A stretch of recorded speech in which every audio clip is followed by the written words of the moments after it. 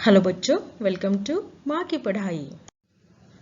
आज हम क्लास 6 का हिंदी से नूतन हिंदी पाठमाला से जो 8th नंबर का पाठ है, एक पत्र माँ की नाम, इस पाठ के क्वेश्चन आंसर्स विद ग्रामर करेंगे। प्रश्नोत्तर और व्याकरण भाषा ज्ञान इसके प्रश्नोत्तर करेंगे। चलिए, इस पाठ में सबसे पहले आएंगे मौखिक प्रश्न। मौखिक प्रश्न में फर्स्ट नंबर का क्वेश्चन है, सुभाष चंद्र बोस ने यह पत्र कब लिखा? When did Subhash Chandra Bose write this letter? उत्तर देखिए, सुभाष चंद्र बोस ने यह पत्र सन 1912 में अपनी माँ को लिखा, यानी ईस्वी सन 1912 में अपनी मदर को उन्होंने यह लेटर लिखा। सेकेंड नंबर का क्वेश्चन देखिए, सुभाष को यह पत्र लिखने की जरूरत क्यों पड़ी? Why Subhash Chandra Bose got the need to write this letter? उत्तर देखिए, सुभाष चंद्र बोस से अपनी भारत माता की दुर्दशा देखी नहीं गई। हमारा देश गुलामी के जंजीरों में जकड़ा हुआ था। वह भारतवासियों की विवेक शून्यता, कर्महीनता, स्वार्थ भावना और आलस्य देखकर दुखी हो गए थे। वह यानी कौन? सुभाष चंद्र बोस। भारतवासियों की विवेक शून्यता, कर्महीनता, स्वार्थ भावना और आलस्य, इसको देखकर वह दुखी हो गए थे और उन्होंने अपना यह दुख अपनी माँ के साथ बांटने के लिए, अपनी माँ के साथ शेयर करने के लिए उन्होंने यह पत्र अपनी माँ को लिखा। इसीलिए उनको यह पत्र लिखने की जरूरत पड़ी कि उनके मन को जो दुख हुआ था अपने भारत माता की दुर्दशा देखकर, इसीलिए उन्होंने यह पत्र अपनी माँ को लिखा। नेक्स्ट देखिए, बाबू किसे कहा गया है? Who is referred as a Babu in this lesson? तो बाबू किसे कहा गया है, बाबू किसको रेफर किया गया है इस लेसन में? तो उत्तर देखिए, बाबू उन लोगों को कहा गया है जो श्रम को छोटा कार्य समझते हैं, जो श्रम को यानी काम करने को छोटा कार्य समझते हैं। ऐसे व्यक्ति जिसे हर काम, देखिए, ऐसे व्यक्ति जिसे हर काम दूसरों से यानी नौकरों से करवाने की आदत हो, ऐसे लोगों को बाबू कहा गया है। यानी कोई भी काम हो छोटा या बड़ा, उनको सर्वेंट से करवाने की आदत पड़ गई है, ऐसे लोगों को यहाँ पे बाबू कहा गया है। नेक्स्ट क्वेश्चन देखिए, हमें अपना स्वार्थ त्याग कर किस दिशा में कदम बढ़ाना चाहिए? स्वार्थ यानी सेल्फिशनेस और दिशा यानी डायरेक्शन। तो हमें हमारा स्वार्थ त्याग कर किस दिशा में कदम बढ़ाना चाहिए? In which direction we should move forward by leaving our selfishness? उत्तर देखिए, हमें अपना स्वार्थ त्याग कर देश सेवा की ओर कदम बढ़ाना चाहिए। मीन्स हमें देश सेवा करनी चाहिए, हमें कर्तव्यनिष्ठ बनना चाहिए, हमें हमारा कर्तव्य का पालन करना चाहिए और हमेशा लोगों की सहायता करनी चाहिए। नेक्स्ट क्वेश्चन देखिए, आगे आते हैं लिखित प्रश्न। लिखित प्रश्न में फर्स्ट नंबर का क्वेश्चन है, लेखक ने भारत माता को अभागी क्यों कहा है? अभागी यानी unlucky. Why was author called Bharat माता यानी मदरलैंड एज अनलकी? उत्तर देखिए, लेखक ने भारत माता को अभागी इसलिए कहा है क्योंकि भारत माता की संतानें, इतनी संतानें हैं, पर एक भी संतान स्वार्थ रहित नहीं है, एक भी संतान स्वार्थ रहित नहीं है, जो कि अपने भारत माता की रक्षा के लिए अपने प्राणों का बलिदान कर सके। अपनी भारत माता को गुलामी की जंजीरों से निकालने वाला एक भी वीर पुत्र नहीं है। तो इस उत्तर में देखिए क्या दिया हुआ है कि भारत माता के पास इतने सारे संतानें यानी बच्चे, तो भारत माता के इतने सारे बच्चे हैं, इतने सारे बेटे हैं, इतनी जनता है भारत में, पर एक भी बच्चा ऐसा नहीं है कि जिसके मन में स्वार्थ नहीं है। इसका मतलब सारे लोगों के अंदर स्वार्थ भरा हुआ है। ऐसा एक भी व्यक्ति नहीं है जिसके अंदर स्वार्थ नहीं है और जो भारत माता की रक्षा के लिए अपने प्राण त्याग सकता है। तो स्वार्थ भरे हुए होने के कारण एक भी आदमी, एक भी बच्चा, एक भी संतान तैयार नहीं है भारत माता की रक्षा के लिए, अपने प्राण देने के लिए। तो इसी वजह से लेखक ने भारत माता को अनलकी कहा है, अभागी कहा है। ये बहुत इंपॉर्टेंट क्वेश्चन था बच्चों, तो थोड़ा ध्यान से इसका उत्तर देख लेना। सेकेंड नंबर का क्वेश्चन देखिए, हमें जागना होगा, हमें जागना होगा से लेखक का क्या अभिप्राय है? What does a writer mean by we have to wake up? उत्तर देखिए, हमें जागना होगा से लेखक का यह अभिप्राय है कि हमें सजग होकर मातृभूमि की रक्षा के लिए एकजुट होकर देश के प्रति अपने कर्तव्य का पालन करना होगा। हमको एक होकर हमारे देश को गुलामी से आजाद करना होगा। उसके लिए हमें परिश्रमी, विवेकी और स्वार्थ रहित बनना होगा। मीन्स हमें जागना होगा, इसका यह मीनिंग हो गया बच्चों यहाँ पे कि हमें सबको एकजुट होकर एक साथ आकर अपने देश के प्रति अपने कर्तव्य का पालन करना होगा। अपने देश की उन्नति के लिए हमें आगे बढ़ना होगा। चलिए नेक्स्ट क्वेश्चन, क्वेश्चन देखिए, क्या आप बाबू बनना पसंद करेंगे? कारण सहित स्पष्ट कीजिए। Would you like to become Babu? Clarify your answer with reason.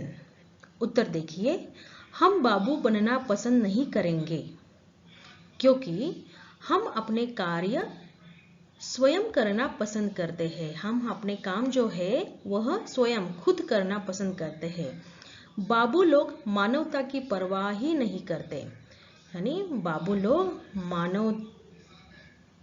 मानवता उनके मन में नहीं है, सारे लोगों को वे एक समान नहीं मानते हैं।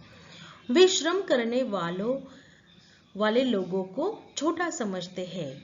वे यानी बाबू लोग श्रम करने वाले लोगों को यानी काम करने वाले लोगों को छोटा समझते हैं, तुच्छ समझते हैं। इसलिए मुझे बाबू बनना पसंद नहीं है। नेक्स्ट क्वेश्चन देखिए, लेखक ने देश के पतन का क्या कारण बताया है? पतन यानी डिस्ट्रक्शन। तो what reason author has given for countries destruction? देश के पतन का, देश के डैमेज होने का कारण लेखक ने क्या बताया है? पतन यानी डैमेज भी होगा और डिस्ट्रक्शन भी होता है। तो उत्तर देखिए, लेखक ने देश के पतन का यह कारण दिया है कि हम लोग श्रम को छोटे लोगों का काम समझते हैं। काम करना यानी छोटे लोगों का काम होता है, ऐसे समझते हैं। श्रम करने वाले को हम छोटा समझते हैं और उनसे घृणा करते हैं, उन्हें तुच्छ समझते हैं, उनसे घृणा करते हैं। हम अपने ज्ञान विवेक का उपयोग नहीं करते हैं। ज्ञान विवेक यानी नॉलेज का, अच्छे नॉलेज का हम प्रॉपर उपयोग नहीं करते हैं और मानवता की ओर हमारा ध्यान भी नहीं जाता है। मानवता यानी ह्यूमैनिटी, तो उनका मानवता की ओर ध्यान भी नहीं जाता है। इसलिए हमारा देश दिन प्रतिदिन पतन की ओर बढ़ रहा है, डैमेज हो रहा है हमारे कंट्री का। किसके वजह से? क्योंकि हम श्रम करने वाले से घृणा करते हैं श्रम करने वाले लोगों को छोटा समझते हैं, हम अपने नॉलेज का सही तरीके से उपयोग नहीं करते हैं, ज्ञान का सही तरीके से उपयोग नहीं करते हैं, और हम मानवता को पालन नहीं करते हैं। मानवता को पालन नहीं करते में सारे लोगों को एक समान नहीं मानते हैं। नेक्स्ट क्वेश्चन देखिए, आशय स्पष्ट कीजिए। उसमें फर्स्ट देखिए, कहाँ है वे वीर आर्य जो भारत माता के लिए अपने प्राणों का बलिदान कर सके। Where are those brave people? वीर आर्य यानी ब्रेव पीपल, बलिदान यानी सैक्रिफाइस, बलिदान का मीनिंग क्या होता है? सैक्रिफाइस। तो where are those brave people who can sacrifice their life for Mother India, for our country? उसका उत्तर देखिए, क्या आशय होता है इस पंक्ति का, इस लाइन का। इन पंक्तियों से यह आशय स्पष्ट होता है कि देश के लिए त्याग करने वाले श्रेष्ठ वीर यानी वीर योद्धा नहीं रहे। भारत माता को गुलामी से मुक्त करने के लिए, उसकी आजादी के लिए प्राण देने वाले वीरों की आवश्यकता है, जो आज हमारे देश में नहीं रहे। ओके, नेक्स्ट देखिए, मानवता की ओर हमारा ध्यान ही नहीं जाता। We don't pay attention towards humanity. मानवता यानी ह्यूमैनिटी, तो उसके ऊपर हमारा ध्यान ही नहीं जाता है। इन पंक्तियों से यह आशय स्पष्ट होता है कि हम लोग मानवता को भूलकर स्वार्थी और आलसी हुए जा रहे हैं। तो यह बात सच है कि हम मानवता यानी ह्यूमैनिटी को भूलकर हम आलसी और स्वार्थी, सेल्फिश हो रहे हैं। हम अपना कार्य खुद करने की जगह दूसरों के ऊपर डाल देते हैं। हम अपना वर्क, अपना जो काम है वह खुद नहीं करते हैं, दूसरों से करवा लेते हैं। हम हमारे विवेक बुद्धि का उपयोग नहीं करते हैं। हम हमारे विवेक बुद्धि का उपयोग नहीं करते हैं क्योंकि हम आलसी हो चुके हैं, हम लेजी हो चुके हैं। आलसी का मतलब लेजी। तो लेजी होने की वजह से हम अपना कर्तव्य का पालन भी नहीं करते हैं। हम लोगों को कुछ भी काम हो दूसरे के ऊपर डाल देते हैं, और जो श्रम करता है उसको हम तुच्छ समझते हैं। तो इसीलिए लोगों में भाईचारा नहीं है, इसीलिए लोगों में समानता नहीं है। तो इसीलिए इस लाइन में कहा गया है कि मानवता की ओर हमारा ध्यान ही नहीं जाता। ओके, तो चलिए नेक्स्ट क्वेश्चन देखते हैं। सही उत्तर चुनकर टिक का निशान लगाइए। सही टिक का निशान लगाना है आपको नीचे कुछ क्वेश्चन दिए हैं और उसके नीचे 4 ऑप्शंस है, उसमें से सही ऑप्शन को आपको टिक करना है। फर्स्ट देखिए, किस स्थिति में लेखक ने जीवन को व्यर्थ माना है? इसका फर्स्ट ऑप्शन देखिए, अब भी न जागने पर। सेकंड, कुछ काम धाम न करने पर। थर्ड, कोई श्रेष्ठ काम न कर सकने पर। फोर्थ, देश की दुर्दशा देखते रहने पर। तो इसमें से जो थर्ड नंबर का ऑप्शन है, कोई श्रेष्ठ काम न कर सकने पर, यह राइट ऑप्शन है। ख नंबर देखिए, लेखक ने बाबुओं को किस कुलक्षण पर प्रकाश डाला है? उसके ऑप्शन है, काम करना नहीं चाहते, श्रम को छोटे लोगों से जोड़ते हैं, काम करना नहीं आता, परिश्रम नहीं कर सकते। तो इसमें जो सेकेंड नंबर है, सेकेंड ऑप्शन, यह राइट ऑप्शन है, श्रम को छोटे लोगों से जोड़ते हैं। नेक्स्ट देखिए, ग, हमारा देश दिन प्रतिदिन पतन की ओर क्यों बढ़ रहा है? उसके ऑप्शन है, हम आलसी हो रहे हैं, हम देश की चिंता नहीं करते, हम स्वार्थी हो रहे हैं, या फोर्थ, हम ज्ञान विवेक का उपयोग नहीं करते।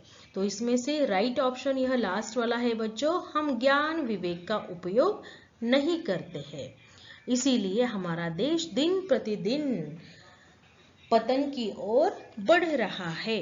नेक्स्ट क्वेश्चन देखिएगा। नेक्स्ट है, सोचकर लिखिए, थिंक एंड राइट। यह वैल्यू बेस्ड क्वेश्चन है बच्चों। इस क्वेश्चन का उत्तर आपको अपने मन से, अपने माइंड से लिखना है। आपके हेल्प के लिए मैंने यहाँ पे उत्तर लिखा हुआ है। इस उत्तर की, इस आंसर के आप मदद से आपका ओन आंसर तैयार कीजिएगा। चलिए क्वेश्चन देखते हैं। नागरिकों का देश प्रेम देश की प्रगति तथा सुरक्षा में सहायक है, कैसे? नागरिक यानी सिटीजन्स, देश प्रेम यानी कंट्री का लव, कंट्री के प्रति प्रेम, लव। प्रगति, प्रगति यानी प्रोग्रेस, सुरक्षा सिक्योरिटी, सहायक यानी helpful. How is citizens love for their country is helpful for countries security and progress? उसका उत्तर देखिए। देशभक्ति की भावना लोगों को एक दूसरे के करीब लेकर आती है। देशभक्ति की भावना जो होती है वह सारे लोगों को, सारे धर्म के लोगों को एक दूसरे के करीब लेकर आती है।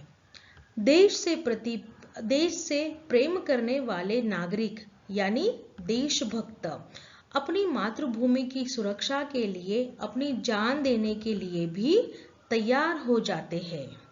अपने देश के ऊपर कैसी भी मुसीबत आए उसका सामना देशभक्त एक साथ होकर करते हैं।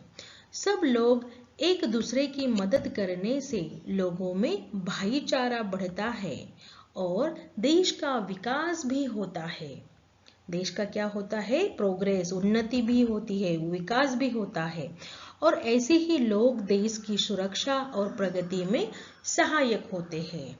तो जो लोग सबको एक साथ लेके चलते हैं, एक दूसरे के साथ में भाईचारा रखते हैं, ऐसे ही लोग देश की सुरक्षा और प्रगति में सहायक होते हैं। चलिए नेक्स्ट क्वेश्चन देखते हैं। भाषा से में आपको ग्रामर के क्वेश्चन होते हैं बच्चों। तो चलिए फर्स्ट क्वेश्चन देखते हैं। दुर्दशा शब्द दुर प्लस दशा के योग से बना है। दुर उपसर्ग का अर्थ होता है बुरा या कठिन। नीचे लिखे शब्दों में दूर उपसर्ग जोड़कर शब्द बनाइए और उनके अर्थ लिखिए। तो फर्स्ट आपके लिए करके दिया है आपके टेक्स्ट बुक में, जो है गम। गम को हमने दूर उपसर्ग लगा के शब्द बन जाता है दुर्गम। इसका अर्थ है जहां जाना कठिन हो, ऐसी जगह को दुर्गम जगह कहते हैं। नेक्स्ट देखिए बल। बल को हमने दुर उपसर्ग लगा के शब्द बना दिया दुर्बल। इसका अर्थ होता है कमजोर। नेक्स्ट है गुण। गुण को हमने दुर उपसर्ग लगा के शब्द बना दिया, शब्द बन गया दुर्गुण और उसका मीनिंग होता है बुरे गुण या विकार। नेक्स्ट है आचार। आचार को हमने दूर शब्द लगा के, दूर उपसर्ग लगा के शब्द बना दिया दुराचार, यानी इसका अर्थ होता है बुरा व्यवहार। नेक्स्ट क्वेश्चन देखेंगे। भाषा से में सेकंड नंबर का क्वेश्चन देखिए। दिए गए वाक्यों में संज्ञा या सर्वनाम के साथ लगे रेखांकित चिन्हों को देखिए। तो नीचे कुछ वाक्य दिए हैं, सेंटेंस दिए हैं, उसके साथ कुछ चिन्ह लगे हुए हैं और उसको अंडरलाइन किया हुआ है, उसको ध्यान से देखिए। ईश्वर ने हमें हाथ दिए हैं पर हम श्रम नहीं करते। यहाँ पे अंडरलाइन किया है ईश्वर ने।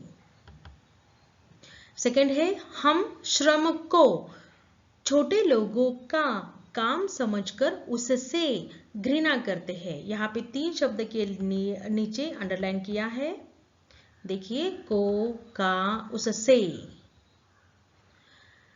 मानवता की ओर हमारा ध्यान नहीं जाता। नीचे देखिए ने, को, का, से, रा आदि कारक चिन्ह कहलाते हैं। तो इन सारे जो आपको ऊपर देख रहे हैं, ईश्वर ने, को, का, से, नीचे रा, ये क्या है? सारे कारक चिन्ह है। कारक चिन्हों से संज्ञा या सर्वनाम का संबंध क्रिया से जुड़ता है। तो इस चिन्हों की वजह से क्या होता है, संज्ञा या सर्वनाम का संबंध वह क्रिया से यानी वर्ब से जुड़ता है। जो रिलेशन है संज्ञा का वह वर्ब के साथ जुड़ता है और वाक्यों में पूर्तता आती है और वाक्य मीनिंगफुल या क्लियर बन जाते हैं। कारक के भेद और उसके चिन्ह इस प्रकार है। कर्ता कारक ने, कर्म कारक को, करण कारक से, संप्रदान कारक का के लिए, अपादान कारक से अलग होने के लिए, संबंध कारक का के रा रे, अधिकरण कारक में पर, संबोधन कारक है अरे। नीचे देखिए, निम्नलिखित वाक्यों को उचित कारक चिन्ह भरकर पूरा कीजिए और कारक का नाम लिखिए। तो आपको नीचे कुछ सेंटेंस दिए हैं, उसके अंदर आपको सही कारक चिन्ह डालना है, सही शब्द भरना है और उसका कारक का नाम लिखना है। तो देखिए, फर्स्ट है ताल डैश जल बर्फ सा शीतल था। ताल यानी तालाब। तो ताल का जल, यहाँ पे हमने सही कारक शब्द भर दिया, वह है का। ताल का जल बर्फ सा शीतल है, आइस के जैसा ठंडा है, शीतल है। तो यह संबंध कारक हो गया। क्या हो गया, यह का संबंध कारक। सेकंड देखिए, समय अबाध गति से बढ़ता है। तो यहाँ पे हमने से यह शब्द लिख दिया। क्या है ये, से, यह कारक शब्द है से। तो यह अपादान कारक है। थर्ड देखिए, ग नंबर, देशभक्तों ने देश के लिए जान की बाजी लगा दी। तो यहाँ पे कारक शब्द आ गया ने, यह है कर्ता कारक। किसने, देशभक्तों ने। नेक्स्ट है स्वयं को सुखी बनाने का साधन मधुर वचन है। तो यहाँ पे कारक शब्द हमने डाल दिया, वह है को। तो स्वयं को, यह क्या हो जाता है, कर्म कारक। नेक्स्ट है उपवन में तरह तरह के वृक्ष है। तो उपवन में यहाँ पे सही कारक शब्द होगा में, और तरह तरह के वृक्ष है, यहाँ पे कारक शब्द आ गया के। तो उपवन में यह अधिकरण कारक है बच्चों। देखिए यहाँ पे अधिकरण कारक, और तरह तरह के तरह तरह के यह संबंध कारक है। तो यहाँ पे दो कारक आए हैं, अधिकरण कारक और संबंध कारक।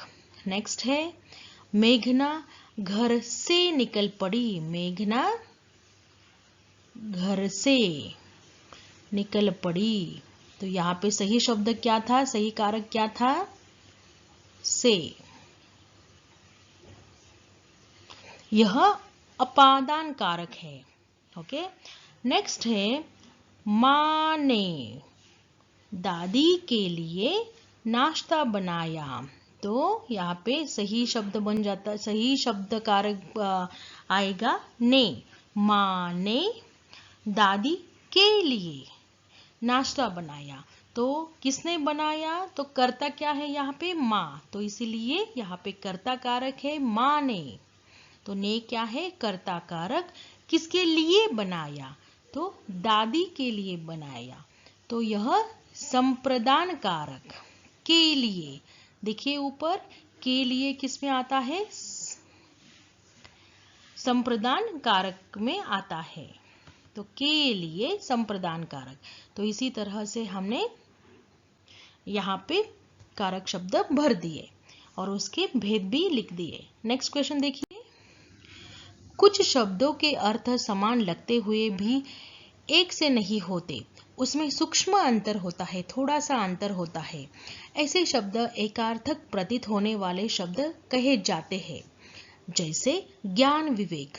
ज्ञान किसी विषय या वस्तु की जानकारी को कहते हैं, जबकि विवेक भले बुरे की पहचान करने की समझ को कहते हैं। नीचे लिखे वाक्यों में अर्थ की दृष्टि से उपयुक्त शब्द लिखिए।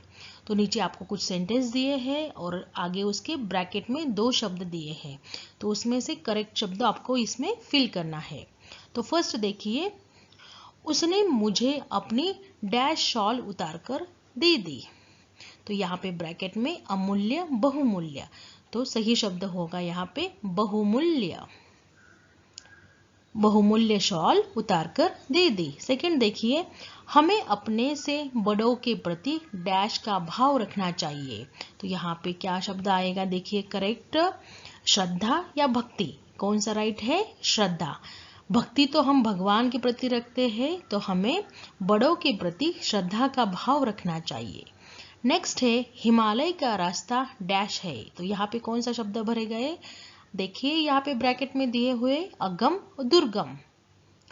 तो दुर्गम यानी कठिन, तो यह दुर्गम यह शब्द सही है। तो यहाँ पे लिखेंगे हम दुर्गम, हिमालय का रास्ता दुर्गम है।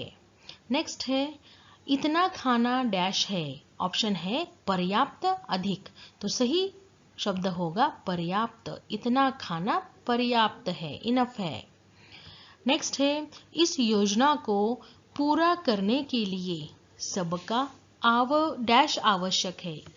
डैश आवश्यक है, तो सबका सहयोग आवश्यक है। सही शब्द क्या होगा? सबका सहयोग। ओके, चलिए नेक्स्ट क्वेश्चन देखते हैं। 4th नंबर का क्वेश्चन देखिए, दिए गए शब्दों में र के विभिन्न रूपों का प्रयोग हुआ है। स्वर सहित र मीन्स स्वर के साथ र का उच्चारण। क को हलन प्लस र शब्द बन जाता है, अक्षर बन जाता है क्र। क्र से शब्द बन गए क्रम, क्रय। नेक्स्ट है स्वर रहित र। र को हलंत म, इसको ज्वाइन कर दिया तो म्र। तो यहाँ पे उसका यूज करके शब्द बन जाता है कर्म, कार्य। तो यह स्वर रहित है, इसमें स्वर नहीं है। देखिए स्वर नहीं है। तो ऐसे ही पाठ में से स्वर रहित र और स्वर रहित र, स्वर सहित र और स्वर रहित र के 2-2 शब्द छांटकर लिखिए। तो देखिए स्वर सहित र म्हणजे स्वर के साथ, इसका मतलब होता है स्वर के साथ। जैसे एक दिया है प्राण, यहाँ पे आ का स्वर लगता है प्राण। देखिए आप प्रोनाउंसिएशन देखिए, प्रा आ का स्वर आया, तो ये स्वर सहित हो गया प्राण। तो देखिए प्रकाश, यहाँ पे अ का स्वर आ गया प्रकाश। नेक्स्ट है क्रोध। नेक्स्ट है स्वर रहित, इसमें स्वर नहीं है। ऐसे शब्द देखिए स्पर्श, कार्य, दुर्गम। दुर्गम। ओके, यह पाठ से हमने शब्द छाट कर लिख दिए बच्चों। अभी नेक्स्ट क्वेश्चन, यह हमारे इस लेसन का लास्ट क्वेश्चन है। नीचे लिखे अपठित गद्यांश को पढ़कर दिए गए शब्दों के उत्तर लिखिए। तो आपके टेक्स्ट बुक में एक आपको गद्यांश दिया हुआ है, उसको पहले पढ़िए, उसके बाद इसके क्वेश्चन आंसर कीजिएगा। तो देखिए इसमें फर्स्ट क्वेश्चन है, कार्य कैसे पूरे किए जा सकते हैं? उसका उत्तर देखिए, कार्य धैर्य, परिश्रम, निष्ठा और स्वाध्याय से पूरे किए जा सकते हैं। सेकंड देखिए, मनुष्य को कब तक संतुष्ट नहीं होना चाहिए? उत्तर देखिए, जब तक मनुष्य इच्छित विषय को जान ना ले तब तक मनुष्य को संतुष्ट नहीं होना चाहिए।